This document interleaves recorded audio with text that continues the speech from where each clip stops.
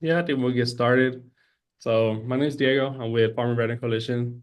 We're starting another webinar series, similar to what we did years ago with ERP, the Brown Bag Lunch series. If you have attended those webinars, you are familiar with those. What those are is we go over FSA programs that are available to you for disaster assistance. We're working with Flower Hill Institute as well as other collaborators to provide disaster assistance to our members.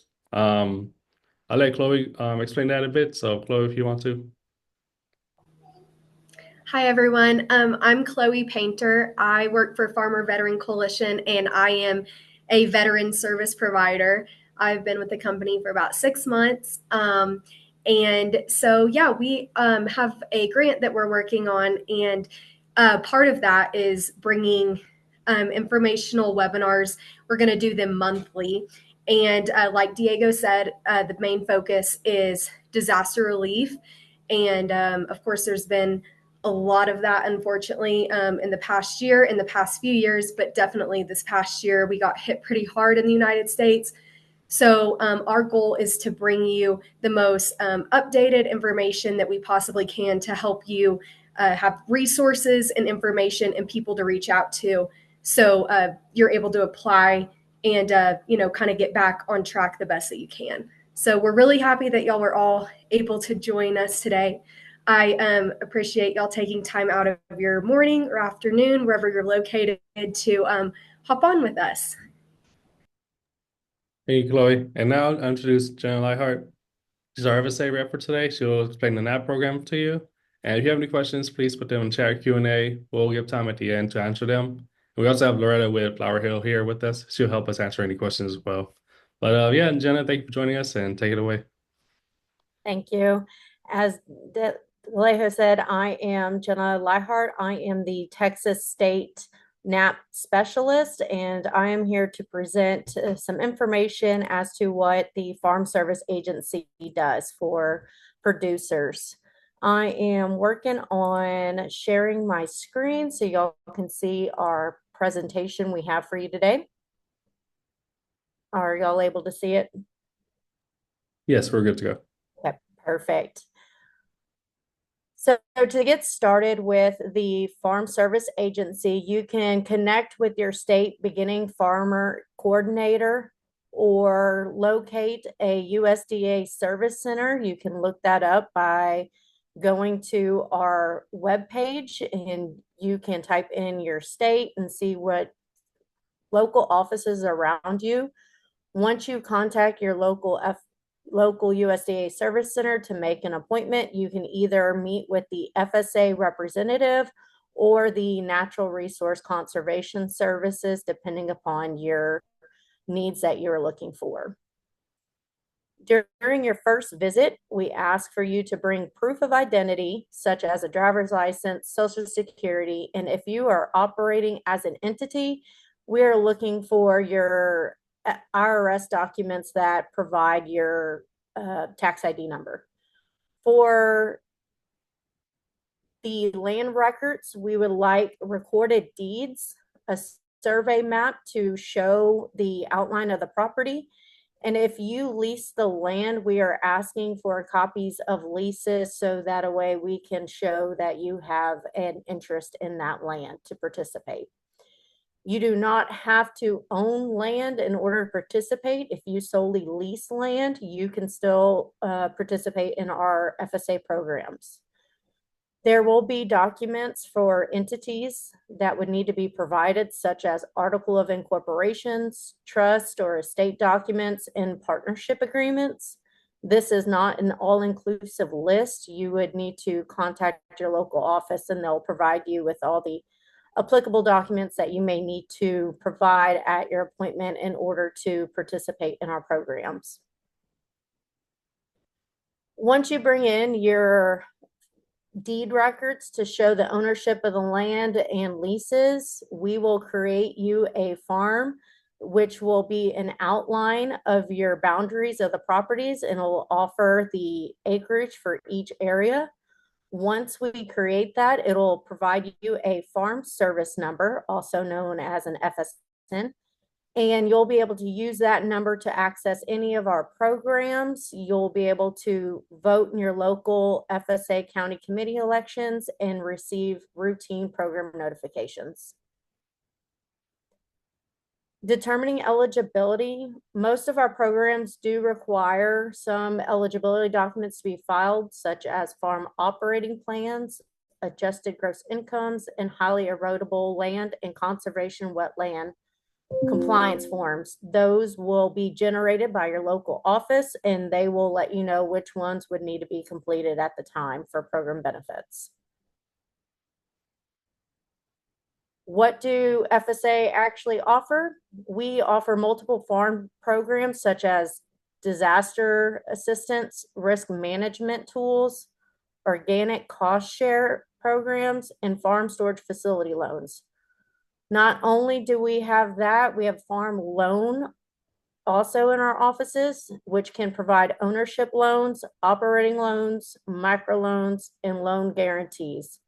Again, you can contact your local offices and they will point you in the right direction as to what loan would be best for you or programs that would benefit.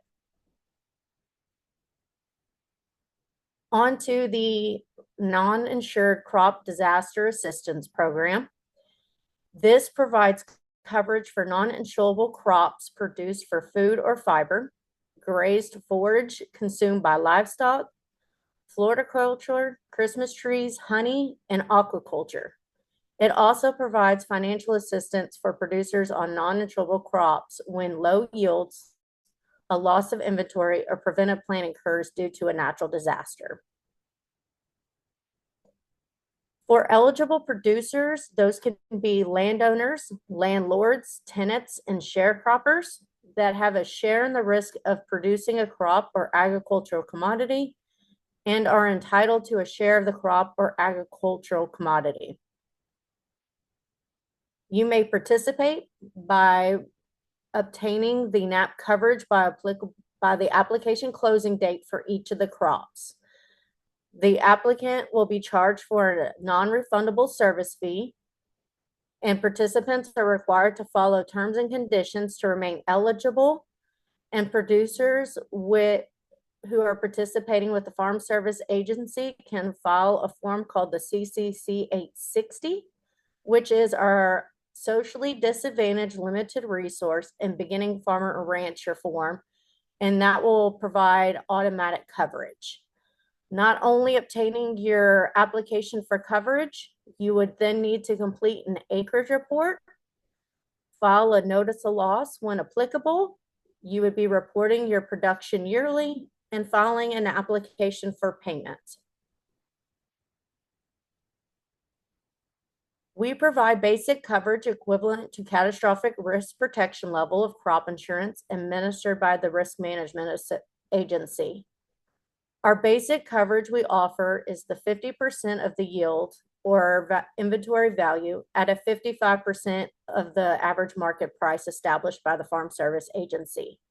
A service fee will be associated with those charges for coverage.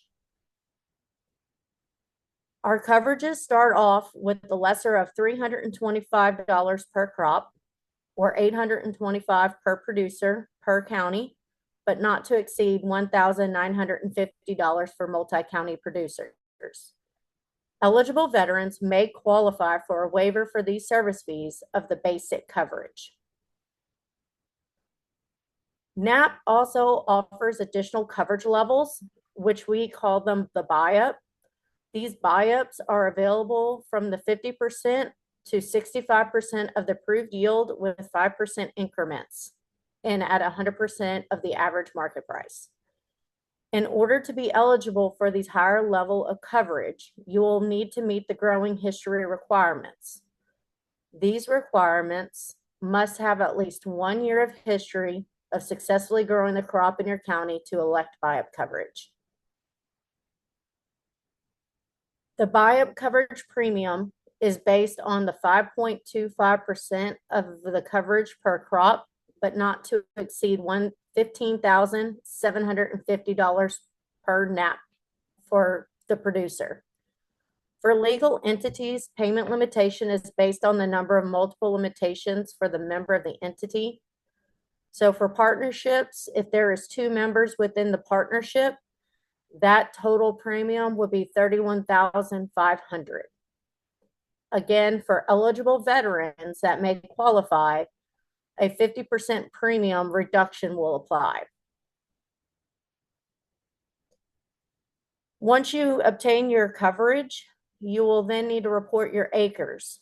The local FSA office will provide you a map again of your boundaries and with the acres. At that time, you will let the staff know your crop type, intended use, the number of acres, the planting dates and your patterns of planting, the shares per producer, what type of irrigated practices, and the acreage of preventive planting when applicable. And if there's other information that is required at that time, you may share with the office staff. Once they obtain all this information, they will load it into our software and we'll review the 578 with you to ensure that the acreage that was reported is correct. And if correct, y'all will sign the 578, which is the acreage report, to bind your acreage. NAP has eligible losses due to damaging weather, which can be drought, hail, excessive moisture, freeze, tornado, hurricane, and excessive wind. That is one of our primaries. Our other primary is an adverse natural occurrence, which could be flood, earthquake, and volcanic eruption. Now, there could be conditions related to damaging weather or an adverse natural occurrence, such as heat, insect infestation, plant disease, and volcanic smog that can affect your crops. If you have any of those that are listed in the last bullet, you must have a primary cause of loss to accompany with it to make an eligible loss. And again, the primaries would be either bullets 1 or 2. When filing a notice of loss, you would do that on our form, the CCC 576 Part B, and it must be provided for any preventive planning claims within 15 calendar days after the final plant date. Also, you can file a notice of loss with low yield claims and allowable value loss the earlier of either the following: 15 calendar days after the disaster occurred, or the date the loss or damage of the crop or commodity becomes first apparent, or 15 calendar days after the normal harvest date. There are some crops that we consider a 72-hour crop. And with that being said, a notification must be provided to the administrative county office within 72 hours of the date the damage or loss becomes apparent. You may notify the county office either by email, fax, phone, or in person to file that notice. With crops that are considered our APH crops, you are, as producers, responsible for completing the APH yearly for all those crops that are eligible. If not reported, there will be an assigned yield for the previous crop year. Production must be reported to the local FSA office within 60 days of the last day of the coverage for the crop year for any NAP covered crop in the unit if an application for payment will be filed. Or no later than the average reporting date of the crop in the subsequent crop year, or crops with coverage period more than 12 months, no later than 60 days after the normal harvest date if an application for payment will not be filed. Approved yields in APHs are not applicable to our value loss crops or the grazed forage. When reporting production, producers are responsible to include the following, but not limited to: proving when required the best verifiable or reliable production evidence available to the crop by practice, type, intended use, planting period as well. We like summarizing of all production evidence of that will be submitted, accounting for all crop production, whether or not recorded reflect production, providing the information in a manner that can be easily understood by our local county committees, reporting production by the later of the subsequent year of the acreage reporting date or 60 calendar days after the normal harvest date. Also, you must retain evidence for 3 crop years after the crop year is initially certified. The last step within the program is completing an application for payment, which must be filed on a CCC 576, and that would be parts D through H of the form. It can be filed no later than 60 calendar days after the coverage period ends for any NAP covered crop in the unit, or no later than 180 calendar days after the coverage period ends for any NAP grazed forage unit when using an independent assessment or other alternative collective percentages of loss methods. Those units of independent assessments or other alternative loss percentage, those will be established by the county committee and be reported. So if for the grace purposes that they will set those, if you choose to not use those options of the independent assessment, then the grace forage will have to be used within the 60 days of filing that application for payment. A few important reminders.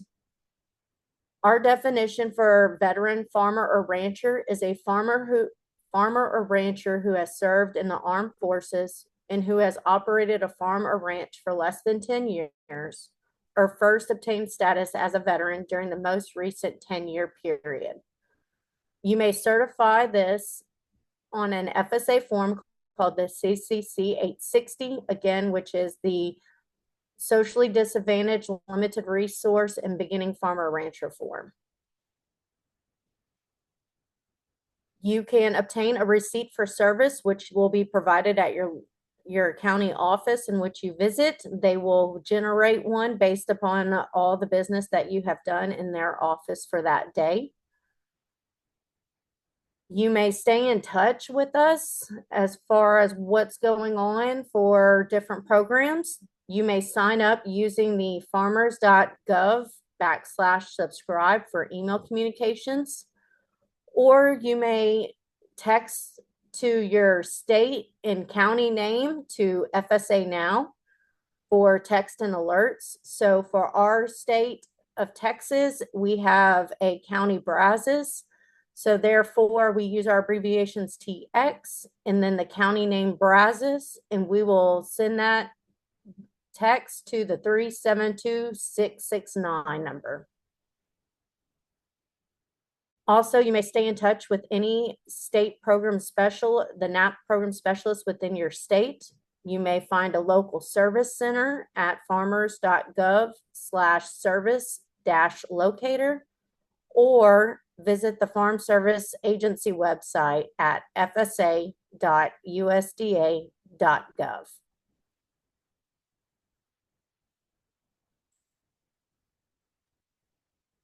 Thank you for that, Jenna. I see 2 questions in the chat. I see one from Loretta. Either Loretta, if you'd like to clarify that, or I can just read it out. It says, yeah, you can just read it. Diego, go ahead and just read it. okay. So for verbal lease agreements, do you have a form the owner can sign confirming that they have a lease? Is there a form for that or anything? There is a CCC 855, which is our annual continuation lease agreement. That form is a 1-year lease agreement currently, the way that form is being administered. Or you may write up a lease and do an actual written lease and have both parties sign that to bind it to provide to your local FSA office. Okay, thank you. And then we have a comment from Jana. This is, a little lengthy, so I'm gonna read the whole thing, so give me time. Says, hello all, I'm a flower farmer in eastern Nebraska. I went to my local FSA office to ask about NAP coverage for my crop. I was told that I am not eligible for NAP because cut flowers are insurable by private insurance companies in Nebraska. I then went to an insurance agency and they referred to a USDA document for micro farms, which states that my crops cannot be insured until I have 3 years of Schedule F filed with the IRS. I am entering my third year of growing and I'm about to file my second Schedule F with 2024 taxes.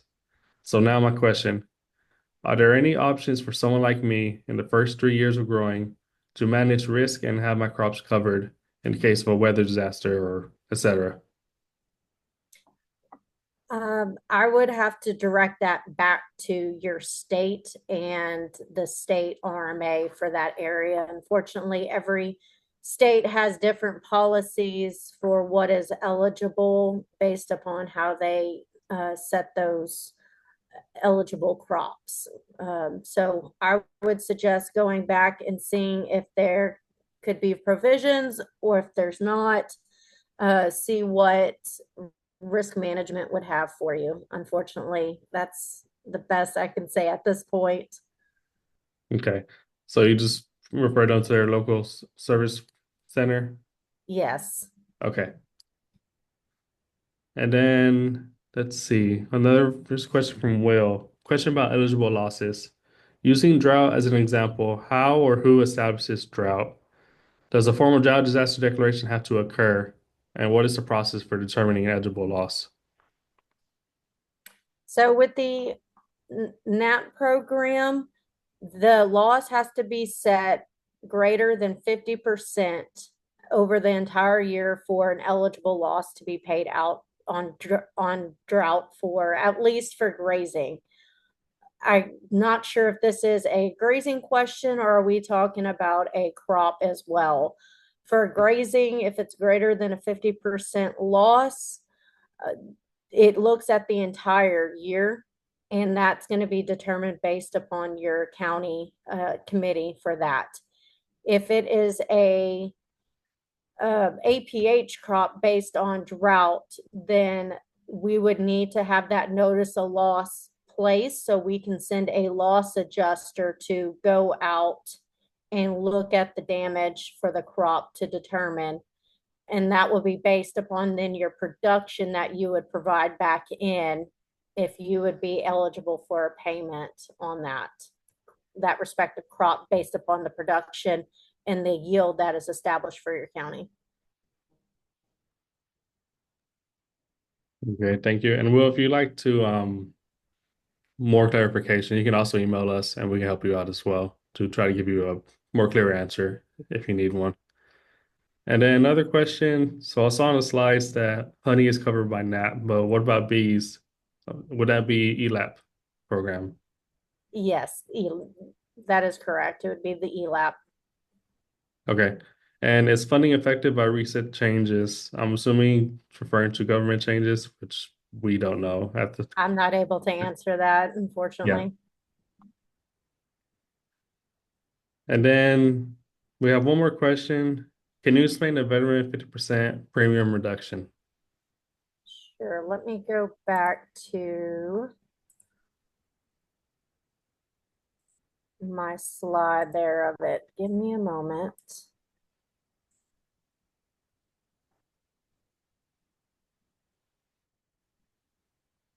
I put a link in the chat for anyone wanting to learn more about NAP. It's just a link to Okay. about the program. So the buy-up coverage premium is based.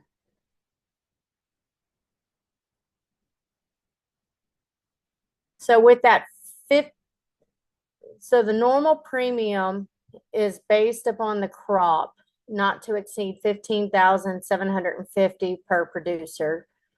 So whatever your premium would be, you would have a 50% reduction. So that should be the 7,000. Let me do the math for y'all. $7,725 is what would not be exceeded, just as an individual. All right, thank you for that. I believe that's all the questions we have. Um, yeah, that's all the questions that we have. We have one. I'll give Tim some time to type it out real quick. And while Tim's typing his question out, I want to remind everyone that we are giving technical assistance to for those that need disaster assistance.